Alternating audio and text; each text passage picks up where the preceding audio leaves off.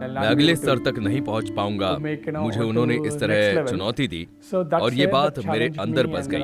हालांकि ये मजाक के रूप में था, लेकिन इस बात ने मुझे अंदर से हिला दिया और उन्होंने जो मुझे चुनौती दी और मैंने इसे बहुत व्यक्तिगत रूप से लिया। युगंधर जैनी पढ़ाई में अच्छे थे, हालांकि टॉपर्स में कभी नहीं आए थे। इसीलिए जब उनके दोस्तों ने उन्हें चुनौती दी तो उन्हें गहरा दुख हुआ। मैं अपने हॉस्टल में बिल्डिंग के सबसे ऊपर गया और मैं सचमुच रोया। मैं अपने दिल की गहराई से रोया। प्रभु, मुझे बुद्धि की आवश्यकता है। मैं निश्चित रूप से बुद्धि चाहता था, जहां मैं भी अपने ग्रेड्स में अच्छा करने पाऊं।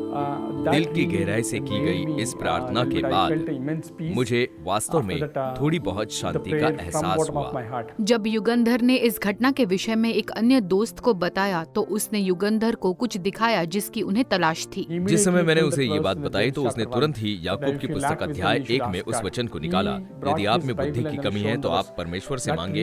इस बात ने मुझे आश्चर्यचकित कर दिया और छू लिया। युगंधर ने हर रोज यीशु से प्रार्थना की और उनसे बुद्धि मांगी। जल्द ही उन्हें अपनी परफॉर्मेंस में एक बेहतर परिवर्तन दिखाई देने लगा। मैं अपनी स्टडी टेबल के पास एक और कुर्सी रखता था और पवित्र आत्मा को उस कुर्सी पर बैठने के लिए कहता था और मुझे वो सब कुछ सिखाता था जो मुझे थोड़ा कठिन लगता था। उसके बाद मैं स्पष्ट रूप से देख सकता था कि पहले मुझे समझने के लिए 3-4 बार अध्ययन करना पड़ता था ताकि मैं कंसेप्ट्स को समझ सकूं। लेकिन मुझे बहुत आश्चर्य हुआ जब मैंने वास्तव में पवित्र आत्मा से मांगा, और जब मैं पवित्र आत्मा पर निर्भर था तो मैं स्पष्ट परिवर्तन देख सकता था। I could see the clear change. प्रोत्साहित युगंधर ने परीक्षा दी और इस बार नतीजा अलग था। रिजल्ट्स आने के बाद मैं देख सकता था कि मैं पिछले सालों की तुलना में काफी बेहतर कर रहा था। इसलिए ये सच्चा सबूत था कि परमेश्वर मेरे साथ थे और पवित्र आत्मा ने मुझे अलग स्तर पर बढ़ने के लिए प्रेरित किया। युगंधर की पोस्ट ग्रेजुएशन की पढ़ाई के लिए IIT खड़गपुर में पढ़ने की इच्छा को परमेश्वर ने पूरा किया। अपनी पढ़ाई को पूरा करने के बाद उनके पास अपनी नौकरी के लिए बड़ी योजनाएं थी। जब मैंने MNC बैंक में कार्य करना शुरू किया तो मैं बहुत जानकार था और मैं बहुत सफल रहा।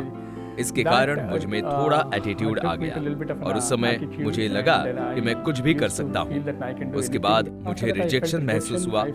कॉर्पोरेट में मुझे अधिकारियों द्वारा थोड़ा रिजेक्शन, प्रमोशन में थोड़ी देरी और मैंने कुछ सहयोगियों द्वारा स्वीकार नहीं किए जाने का अनुभव किया। मैं अन्य सहयोगियों के साथ अच्छी तरह से सहयोग करने में सक्षम नहीं था। तो इस बात ने मुझे आत्मनिरीक्षण के लिए प्रेरित किया और उस समय में मेरी पत्नी ने सचमुच मेरी बहुत सहायता की।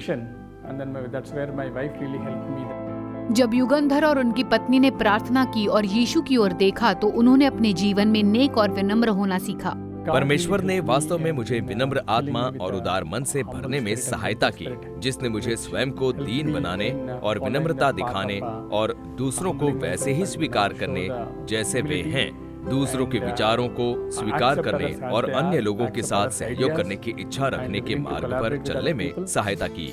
आज युगंधर एक मल्टीनेशनल बैंक के वाइस प्रेसिडेंट हैं और वो अपने बेटों और अन्य लोगों को जिनसे वो मिलते हैं उन्हें सलाह देते हैं कि वो यीशु से बुद्धि मांगे। वो अपनी पढ़ाई और अपने पेशे में कामयाबी के लिए यीशु को सारी महिमा देते हैं।